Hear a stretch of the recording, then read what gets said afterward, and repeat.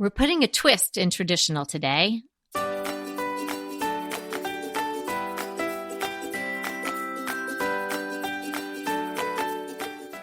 Hey, I'm Kelly Wilkness here with Anita Joyce, and this is Decorating Tips and Tricks, episode 371.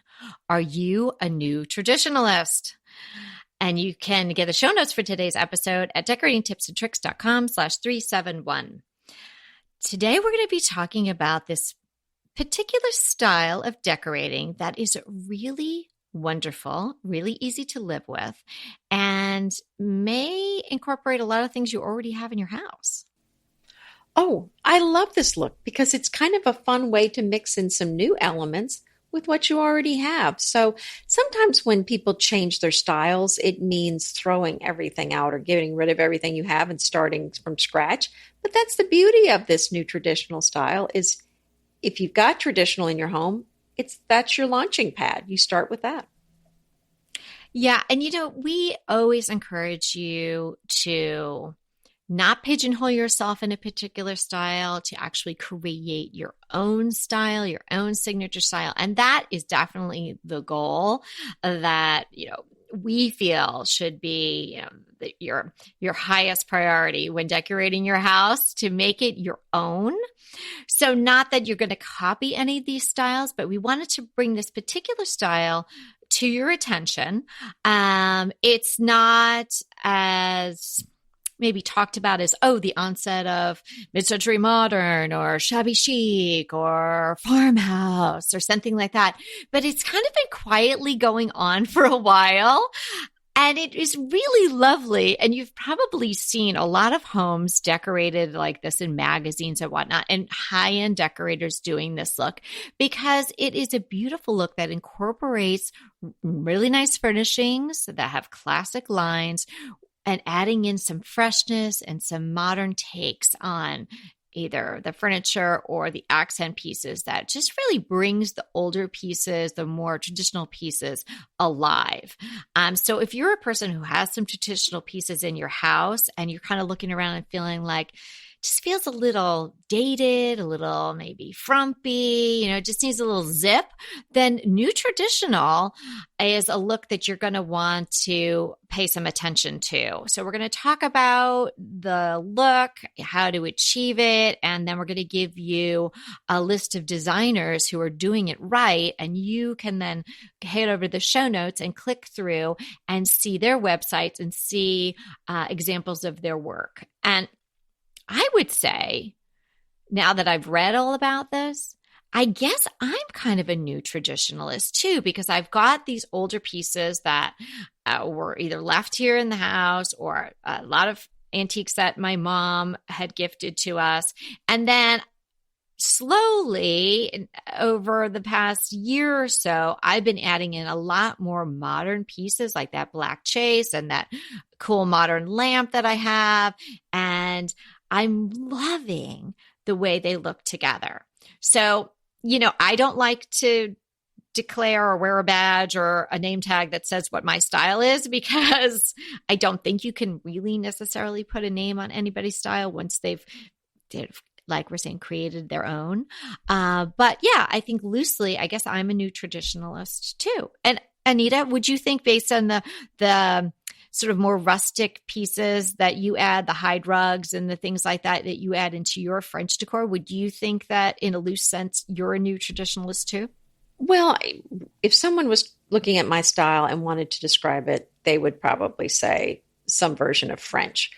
But looking at it from a different angle, there's some elements of my style that I would call new traditional. For example, the pieces that I had in my collection at Soft Surroundings, the furniture, was more toward the modern. I mean, there was the very clean lined Swedish Gustavian chest, but it's very simple lines that were more modern looking. And, some other pieces. So, I mean, that certainly lends it toward what you're saying. So, which is a roundabout way of saying yes. No, but I see what you're saying. Like, at first blush, if somebody's, if there was a multiple choice question. Is Nita's decorating style mid-century French or farmhouse? You'd probably pick French, even Right. though there is farmhouse, right? But there's definitely this juxtaposition going on in your decor, which I love. And so I think, yeah, under the umbrella term, we could both be new traditionalists. So, Yeah, sure. I what's a think good so. way to start doing the changeover? So, if somebody's got a lot of traditional pieces, or maybe they just like this look and right now they just have their first house and they've got a lot of hand-me-downs and IKEA and whatnot, and they want to achieve this look. So it doesn't have to be the person who has a house full of traditional style furniture. Maybe you want to start buying traditional furniture, and what a great time to do that as far as prices. That's true. And I was just talking to a client this morning. She's got very traditional things in her house and she's wanting to do some updates, but I admired and respected her stance. She said she's got grandkids. They climb all over the beds. And she said, you know what? I want them to be able to do that. She said that her home is never going to be on the cover of a magazine, but she said, you know what? I'm okay with that. She said, we want comfort. And the thing I was trying to explain to her is I want her decor to work for her and not the other way around. So if what she has in her house in some ways other people see as dated, if that's what she loves, then I think she should keep it.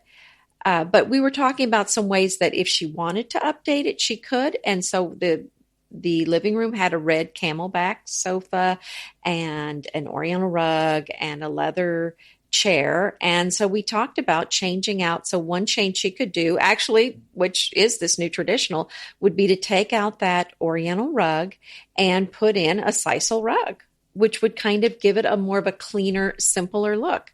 Oh, instantaneous. Exactly. Right. I mean, that is such a big change, and especially if it's a large size rug. That is going to change the look of the room probably more than any other piece, don't you think? Yes. I mean, those rugs are beautiful, but when it's mixed with the really traditional furniture, yes, it has a certain look from a certain time. Now, if you took that Oriental rug and then you put it in a more boho styled room or a room with white slip covered furnishings and it was the only pop of color or something like that, then that rug would take on a new life. Yeah, and it's kind of what you're kind of hinting at this, Kelly. But I think if you pick out everything kind of that's supposed to go together, the room looks boring and flat. If you kind of mix it up in an unexpected way, which a lot of the new traditional is, that's what's exciting and fresh and new. So if you have a very traditional chair and sofa, you don't want a very traditional rug to go with it. You want to mix it up. Really, really well put. So, and we're assuming everybody listening is knowing what we're talking about with this traditional look. So, in case you're not, let's just go over for a second. So, it's heavy or dark. The pieces may or may have some history to them, more ornate, sort of rooted in sort of the English country style. The time frame is it's kind of rooted in furniture styles around 1700 to 1800. So some Queen Anne, some Victorian, some Federal, some Chippendale, maybe cloth foot legs, some carving, things like that. And the colors tended to be maybe the burgundies and greens and whatnot. Do you want to add anything to that? I think that's good. I mean, it definitely does tend to be the darker furniture, and it's the furniture that's been in around for a lot of time. So these are styles that maybe have been around for 100 years. So it would be maybe Chippendale and Federal and some of these other styles. Yeah, I mean, it's just something traditional would be something that's been around for a while. It's not new or done in. It's not a newer style. Right. So this rug idea, I mean, this is really going to change the room just dramatically. And so you can do a sisal. That would probably be my call. But you could do something really different, something abstract, something geometric. You could do a hide. You could even take that accent piece, that accent rug. And even you could try it over wall-to-wall carpeting. Like if you had a wall-to-wall Berber or something like that, you don't even need to have hardwood. Just you could just try it and see how it makes the room feel. Yeah, I actually have a red Navajo rug, and I'm wondering what that would look like in her room. Oh, A little that one different. could be super cool. Yeah, kind of tribal. Yeah. Yeah. Yeah. Try it. That's what I was thinking. We'll see yeah. if she likes that. So you want to tend towards the less ornate and less fluffy, fussy. So, you know, the older styles, there tended to be a lot going on. You know, if there was a ruffle, there were two. If there was tassels, if there's carving, there's a lot of it. All that stuff. So you want to sort of get away from that a little bit. Maybe you have one or two pieces that are like that. So that's your foothold in the traditional part. But then other things that you're going to add in are going to be more clean lined, more simple, solids, lighter colors, neutrals, that sort of thing is really going to freshen up the look. And let me go the other direction. Let's say you have a very modern room where everything's got very clean, simple lines. Maybe it's kind of a room that's been furnished with a lot of IKEA things or just things that very kind of mid-century modern, a lot of straight legs, very simple lines. You want to go with a new traditional? My favorite way, throw in a French chair or two. That's going to add a little curve, a little personality. And that's the thing. When you throw in a curvy French chair in a room that has very straight, clean lines, they're going to shine and they're going to look great. But if maybe the whole room is all curvy French stuff, it kind of maybe doesn't look as fresh.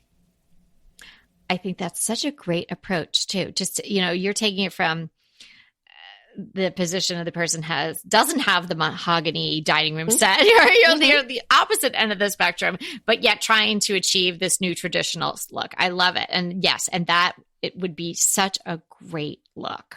I love that idea. How about some mirrored pieces? That's somewhat unexpected. And you can get them where they have sort of a more old world shape to them and look, but yet they're mirrored. So that just adds a whole nother level. Or you could get a very modern mirrored type piece, which is a little glammier, and see how it works. I mean, sometimes the juxtaposition is going to be too far off, but when you get it right, it's so great to mix the errors, mix the different finishes, and it does just add this interest to a room that you cannot achieve when you're all with one set of furniture or one style or one era or one and look. I'm thinking what might even be a beautiful chest to put in or dresser to put in a room like this. What about one of these dressers that's got dimension to the front? And I know you know what I'm talking about, maybe where it's wavy or there's triangles that are actually on the front of it or diamonds where it's actually a shape that you can feel, but something that's got some architectural feel to the front of it that's in a white. I think those are beautiful. Oh, yeah, that would be really nice. And how about changing your window coverings? Either just maybe take them all off if you can and see what that's like.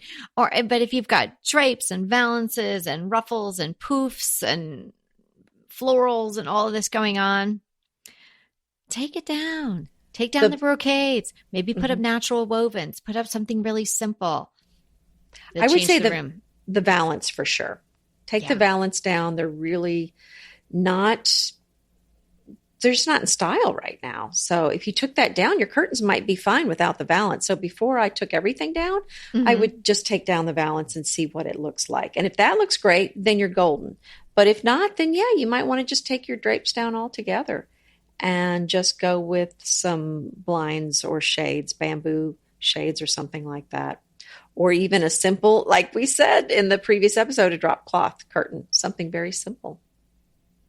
Yeah. And think of how you can add a little fun or a whimsy to, particularly if you are starting with a lot of traditional furnishings, because it's very grown up, and it's could be very stodgy.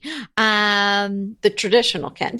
Yeah. Sure. You're so, absolutely right. whatever that would mean to you, whether it's a fun kind of whimsical pattern, maybe on some toss pillows or just some fun little decorative items, just something that adds a little levity to the room. I'm thinking of artwork. I think there's so much fun artwork out there. And that's kind of what I'm thinking about because I love oil paintings, especially portraits of people that are really old. So I think that's a fun thing to have in the house. But if all you have on the walls are oil paintings, I think it can get dragged down and feel a little heavy. So if you can mix that with some lighter, cheerier, simpler artwork that's not an oil painting, I think that's a great mix. And that's going to lend toward this new traditional look. Yeah, it's something modern, abstract, even black and white photography, something that maybe even has a little edge to it. So I think that up against even your traditional sofa, something like that, really would change the look of the room. I mean, even if you did, I would say that top things maybe so far that we've talked about, the rug, the draperies, and a piece of more modern art or photography. I think you'd be such a long way to achieving this look and really freshening up the traditional look that you've got. And we kind of touched on this a little bit earlier, but I'm going to call it out specifically. If you have a room full of furniture that you bought as a set and it was all meant to go together, this is what we're talking about, is that that's expected and it's a little kind of, can be a little on the boring side. So what we're suggesting is that you take something out, either sell it, give it away, put it in another room, and then put something in that room with it that's a little cleaner line, a little simpler, and something that is not expected. Yeah. Breaking up is hard to do, but it can be. You need to. It's good. Everybody should have a little space. It'd be nice. Less is more in the little decorative items for the new traditionalist look. So, just clear away some of it. Take away some of the frames. Take away some of the little diddly items. Less is definitely more for this look because it's clean. It's adding a clean and simpler look to the traditional furnishings. Yes, definitely cleaner, less things in the room, I would say. And in general, we talk about avoiding having too many little things in general, but definitely with this particular style, you really want to think about how much is sitting out and make sure there's not too much in the room. And while we're talking about getting things cleaner, simpler, let's talk about those lampshades. And you know which ones I'm talking about. They're the pleated ones, scalloped, bell-shaped, pagoda-shaped, all of the older style lampshades. These are lampshades that you would want to move on out of the room and go with a drum shade. That's kind of the shape that is very popular right now. And I think it's a very clean line and it works with everything. 100% agree. And you may even want to go a little further. Doing the shade makes a big difference, but maybe it's time to change the whole lamp. I did that and wow, it made such a difference. I had a lamp. It was perfect. It went with everything, went with my sofa, it went with the Bergère chairs, and it all made sense. But I had that sense like there's something needs to shake this room up a little bit for it to really hold my interest. And when I got that black chaise, I was like, loving this. But now what about the other side of the room? The other side of the room, it looks like it's too different. I need to bridge the gap on both sides. And I found this lamp way in the back of a store I don't shop in that much, Crate and Barrel. I go in there every once in a while, and it's usually for clients and whatnot. It's usually not for my own house. But there was this lamp. It had this gray drum shade, but a narrow, I guess it's still a drum-ish, but it's not completely round. It's sort of more an oval drum. Oh, yeah. And nice. It's gold. The base is gold, and it's like an open rectangle, and then it's on a base of this charcoal kind of slate. So cool. I want to see a picture of this. Yeah, and behind it on the wall. You cheat and do not show pictures of all of your stuff. I always show pictures. Behind it on the wall, I have a very ornate gilded chippy mirror that I got at the Rose Bowl, which is very Frenchy looking. And so I thought, I don't know, but man, did they play nice together. I love it. Nice. Yeah. And then Good it makes job, sense with you. the chase. So it's talking to the chase and everybody's playing nice together in that room right now. So I would definitely encourage you to play around with your lamps. And they definitely think the easiest entry to that is the changing out the shade. Hmm. And limited color palette. This is another thing I'm seeing is fewer patterns, fewer complicated patterns. So if there's patterns in the room, there's simpler patterns, fewer colors. And again, if you want to think of one word to go with this new traditionalist style, it's simpler. I would say that's the word that I would use for it. It's simpler. Simpler styles of furniture and simpler patterns of fabrics, for example. So, fewer colors and fewer patterns, and that's kind of the way to go as far as this look goes. Yeah, I so agree. Simpler in a really sort of sophisticated, buttoned up way. Would you say that? Would you agree? Yeah, I think so. Because it's not like simpler in the farmhouse way. Right? Oh, so not more rustic, but yeah, cleaner, simpler. Exactly. Yeah. Just a really, really nice look, really easy to live with, and really pretty easy to achieve. I mean, if you have a very traditionally decorated home right now, if you took some of these tips, I mean, this really wouldn't take you more than a couple of days to get this rolling. And when we're saying the color palette, you want to get away from those darker colors. You want to get away from the greens and the burgundies and all of that. And definitely want to add in some neutrals. But what do you think about navy, though? Because I think of that being a great color for the new traditionalist look. No, I think navy is so... yeah, because navy to me evokes exactly what you said. It's sort of clean and it's classic and it's sophisticated. It's all those things. And I don't think of navy, like when I think of green and burgundy together, I think of this very specific type of traditional room. But I don't put navy in that same boat. And I think navy looks so great with brushed gold or anything like that. So I think, it would lend itself to this look really nicely. And it does look nice with the older type of furnishings that have the darker stain. It does look really pretty with even the mahogany stains, don't you think? Speaking of navy, how about a navy piece of furniture? I think that would really freshen up a room. Yeah. Don't you just love a great recommendation from a friend? Well, we're delighted to be recommending these companies and their wonderful products to you today. And let them know your friends at DTT sent you. Go ahead. Clean out your closet, then head straight to Quince. I love every item Quince offers, from wardrobe to decor, and I can really recommend their Ultra Stretch Super Wide Leg Pant at $49.90. The price is unbeatable, and the look is so flattering. It keeps you in on top and flares out of the bottom. Everything feels right with Quince. The price, the quality, and the sustainability. Quince offers a range of luxury wardrobe and home goods at prices within reach.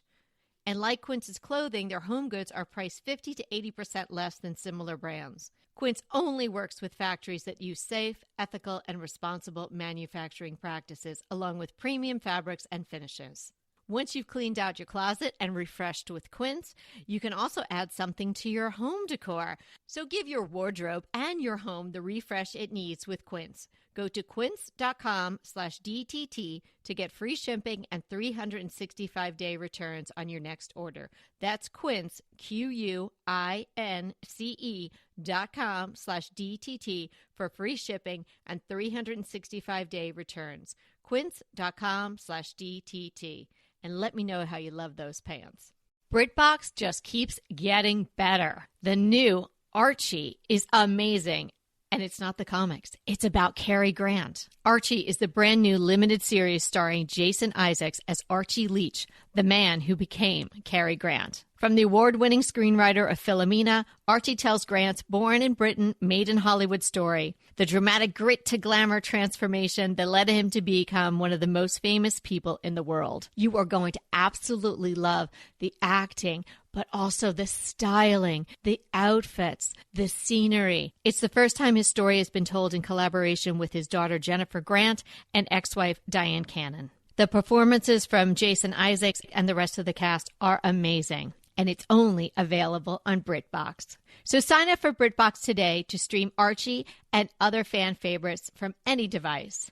And we have a special limited time offer for our U.S. and Canadian listeners. Get 50% off. Yes, that's 50% off your first month when you sign up for a monthly plan. But only if you go to BritBox.com and use our promotion code DTT at checkout. You're going to love Archie. So head over right now and get 50% off your first month of BritBox. Use the promotion code DTT at BritBox.com. I'm going to encourage you to think up again. I love talking about that fifth wall. So here's a way to really shake up a traditional room. Do something really interesting on the ceiling. You could lacquer the ceiling. You could paint it a color. You could do some sort of covering on it. It could be really, really fun. So think about that. Yeah. And then another thing to think about, if you have wallpaper in the room, just look at your wallpaper and see if it's kind of a fresh, newer wallpaper. Some of the older wallpapers can really make the room look stuffy. And there's a lot of new wallpapers that have a very fresh feel. And so many of the newer ones in the last 5 years feel very different from the older ones. So I would definitely take a look at any wallpaper that you have, because wallpaper in general tends to look dated faster than about anything else, sadly, because I do love wallpaper. But, just take a look at your wallpaper and make sure it is working for you and not against you. Yeah, I'm seeing a lot more white space in the wallpaper that's popular now. When this resurgence of wallpaper, I think that there's a lot more white going on. And more simpler color combinations, basically more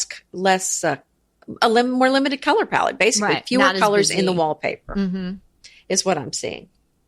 Yeah, that's definitely, again, right along the simpler, the cleaner lines. I saw a quote from one of the new famed or new traditionalist designers. And she says, do one thing your mom wouldn't. So if, I think that's kind of fun. I mean, it could be in all aspects of your life. I do that all day long. There you go. I think she was specifically talking about decorating, but yes. And so we have some new traditionalist designers that we wanted to draw your attention to. They're all women, and they're doing some really cool things, whether in their own spaces, on their own blogs, or a lot of them in clients all around the country and all around the globe. So I'm going to list their names. If I've got a little quote or something from them, I'll let you know.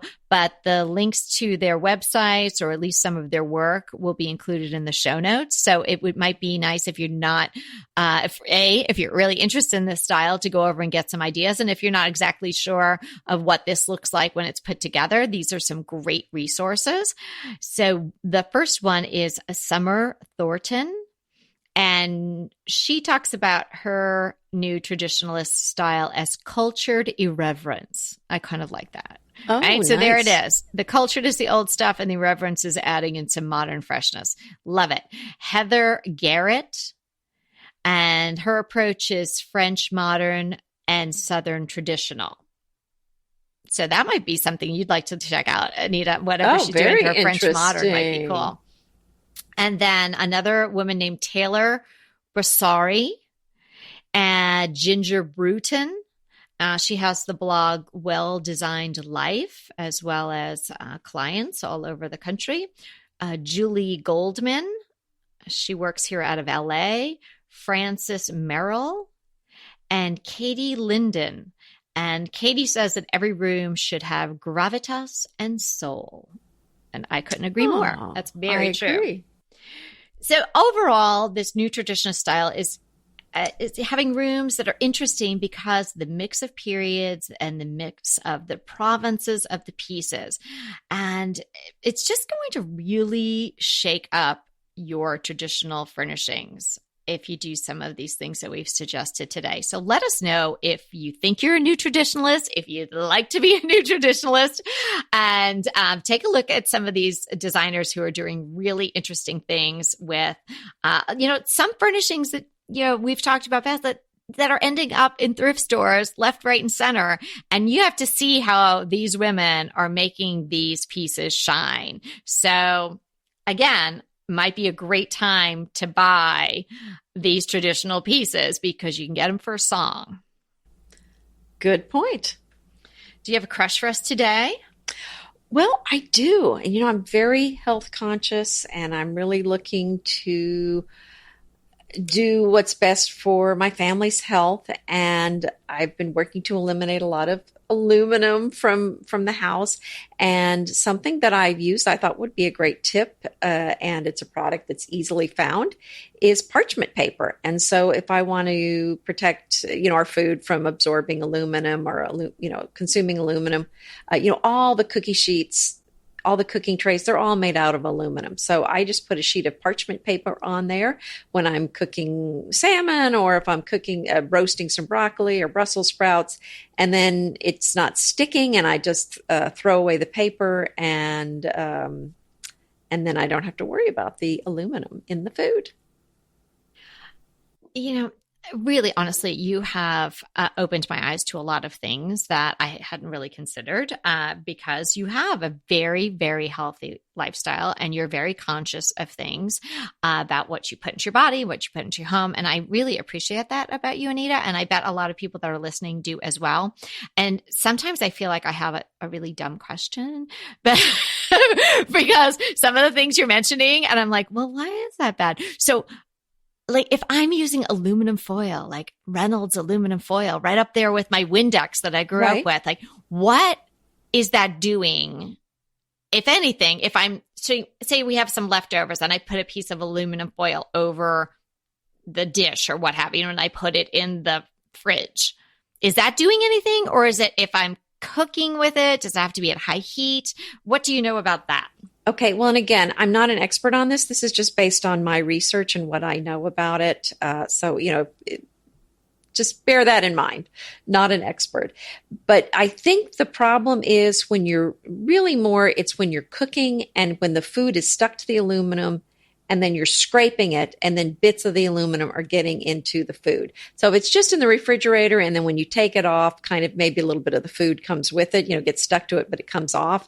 I think that's probably not an issue. It's more of, so I don't know that there might be some leaching in, but it's my understanding it's more of, and the problem with baking on the aluminum pans is the scraping, because then little micro bits of the aluminum get in your food. And aluminum is a heavy metal, and it is not good to have much of that in your body. It can cause, if you just do research about heavy metals, it can cause a lot of problems for people when it gets to higher levels. But, why even risk it? And there is some association, they think, with aluminum in people's body and Alzheimer's. So why even go there?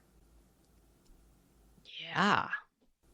I don't want Yeah. So if you can avoid the aluminum foil, I would. Well, here's the thing, right? Mm-hmm. We can all avoid aluminum foil, right? It's just like, it's just making lifestyle choices. It's being educated. So I really do want to tell you that if I've never said this to you before, I do really appreciate a lot of the information. I mean, all of the information, but a lot of the information that you share is, it's sort of like not something I really considered. Like I did give you a really hard time when you suggested those glass food. Yes, you did. Containers for a Christmas gift, you guys. Like really? But what do I use every day? And now what do I send my daughter's lunch in when she's having leftovers for lunch at school? Yeah, the Duralex containers. Thank you very much, Mrs. Joyce, that Laura has You're those, welcome. and she's not going with plastic and heating it up in the microwave at school. Well, thank goodness. I'm so glad. Really. No, that reminds so me of a true. new exciting crush I'm going to have for next time. I don't want to say it now. Okay. Oh, for God's sakes. Now I'm going to have to listen next time too. Okay. Oh, I'm going to have to pay attention when she's talking. Gosh. Okay. Mine is a book. I'm on a roll. This is going to be, it's my second book. I had taken a long hiatus from reading books because it was just, didn't find one I liked and didn't take the time, was doing other stuff. But I was been flying a lot lately, and I really do like to read while I'm flying. Ghosted. I love it. It's a great book. I'm not even finished, and I'm sharing how good it was. Is this as in the current term when you ghost somebody? Yeah, it's not a ghost story. Okay. And there's last night, I just got to the twist, which was not expected. Oh, I Yeah, like a twist. it was a very good. So yeah, we're doing twist on traditional today, and we got a twist in this book. Yeah, it's really very, very good. It's one of those that you can't really put it down. So I highly recommend it to anybody who's looking for a good book to read. I mean, these are, I don't like romances necessarily and like blah, blah, blah, blah, blah. But this is very good. I mean, it's an easy read. It's, you could probably read it in a weekend, if you sat down and really chugged through it. So I highly recommend it. Sounds great. Do we have a listener question? Yes. We have a question, which a lot of people might have. I get this question a lot on my blog and through emails because people see that china cabinet that I painted, and they all seem to want to know what finish I used on it. So Jackie B has written to us, and she is wanting to paint a china cabinet type of thing. And it is, I don't know if she's doing it in white or what color, but I guess I kind of assumed it was white. And she's wondering what sheen would we suggest? So what finish would we suggest? Oh, what type of paint? Yeah. So, the satin, semi-gloss, that sort of thing. Okay. Well, I like to use the chalk paints or the milk paints, which are very flat. And then I use a wax over it, a low sheen wax. So it's just a very satiny, soft kind of finish. And that's what I do. But now what did you do on yours? Yeah, see, I didn't want I do like the look of the chalk paint, but I kind of I like the way you do it, or, you would suggest it. I don't want the look of the chalk paint that we've seen over and over and over again. That's overly distressed. It's overly distressed. Mm-hmm. And yeah, you don't have to do that. No. So, I think sometimes that's the genesis of this question. Maybe like, should I do chalk paint? Or because people think of that particular look with it. Right. But the nice thing with the chalk paint is that you can go over, it doesn't require the priming and a lot of the prep work that the other paints require. And that, which is another reason why I like it. But anyway, go ahead. Yeah. Yeah, which is true. I mean, supposedly that can go over anything that even has some sort of sheen or poly on it too. Is that correct? Yes, I certainly have. Okay. With very little prep. Green Chef is a delicious delight any time of year, but especially during the holidays. What a wonderful vision to behold as the Green Chef boxes on your doorstep. Green Chef is the #1 meal kit for eating well. And it makes eating well so easy with plans to fit every lifestyle, whether you're keto, paleo, vegan, vegetarian, gluten-free, or just looking to eat a more balanced diet. So let Green Chef take the work out of eating clean this holiday season. And if you've got guests coming, shop Green Bundles. They're now available at the Green Market. It's your one-stop shop for nutritious grab-and-go breakfasts, including vegan options, brunch kits, wholesome lunches, ready-to-eat snacks, veggie sides, and more. You can feel your best this December and do your best with Green Chef because they offset 100% of the delivery emissions as well as 100% of the plastic in every box. Go to greenchef.com/60DTT and use the code 60DTT and get 60% off plus 20% off your next 2 months. greenchef.com/60DTT and use the code 60DTT to get 60% off plus 20% off your next 2 months. Pesto pork chops over Parmesan polenta. Not that easy to say, but oh so easy to make with Green Chef. Green Chef is the #1 meal kit company for eating well, and we have such a great deal for you. You're going to save $250. Listen on for the details on that. Green Chef makes eating well easy for any lifestyle, whether you're keto, paleo, vegan, vegetarian, gluten-free, or just looking to eat more balanced meals. You know, we're getting into the busy holiday season, so it's a perfect time to have Green Chef help you out. Let Green Chef take the work out of eating clean this holiday season with their chef-crafted, nutritionist-approved recipes featuring fresh ingredients and nothing artificial. And you know what? You don't have to lose track of your healthy eating habits during the holidays. Every Green Chef customer gets a free session with their registered dietitians who will walk you through how to make clean eating work for you. So sign up for your free session and start on the road towards better health today. And that deal I want to tell you about, visit greenchef.com/DTT250 and use the code DTT250 for $250 off your order. So that's greenchef.com/DTT250 and use the code DTT250 for $250 off your order.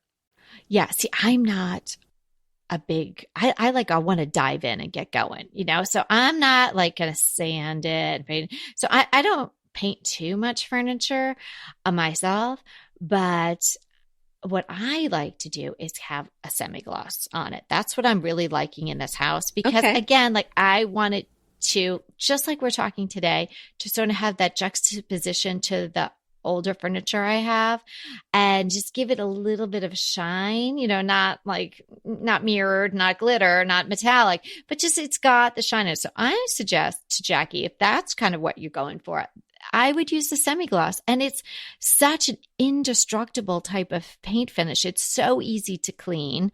And I don't really find that you have to prime it. Really? Yeah. Oh. See, now when I've used paint like that, unless it's primed, it usually peels right off for me.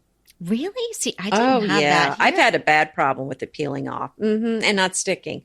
So if you're using some, just latex semi-gloss paint, you're going to have to be real careful.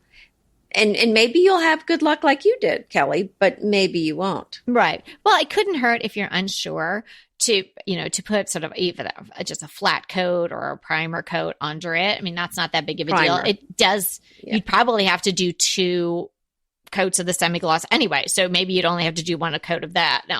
But I use that china cabinet all the time. It's actually, I call it a china cabinet, but it's actually like a roll top secretary. So that's where I keep my note cards and, some special pens and things like that I have to get to once in a while. Our cards for Bespoke were in there. So I was always going in and out of there.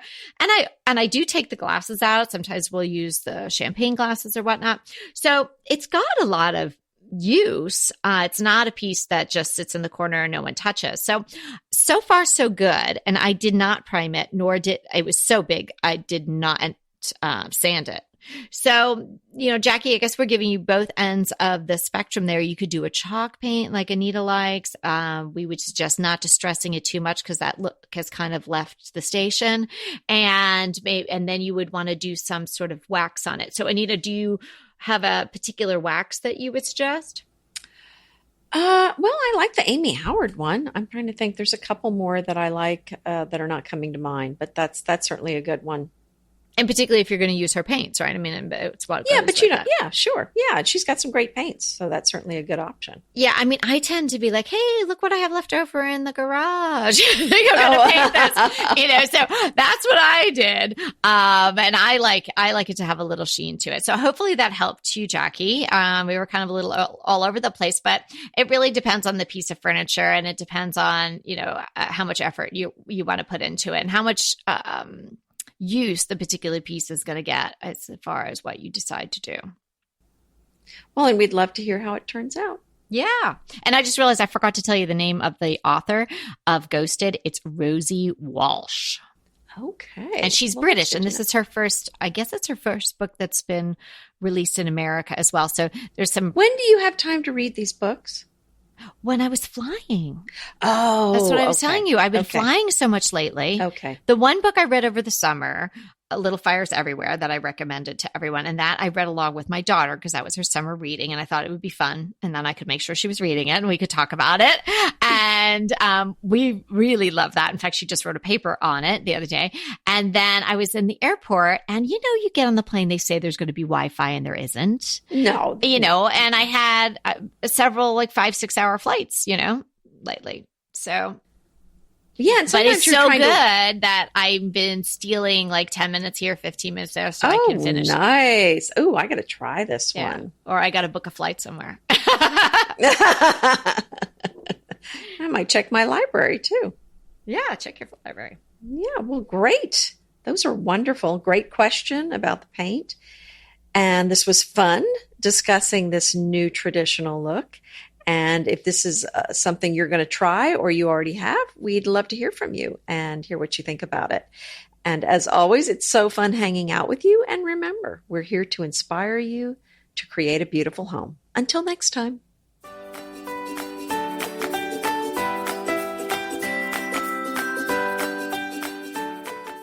I want to remind you that we are available for design consults. We take on your design dilemmas, questions, renovations, any project you want to talk about, any room, any space. We are here for you. And we really do enjoy doing these. And I think we've helped people a lot.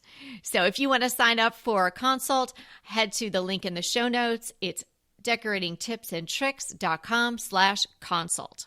We hope to talk to you soon.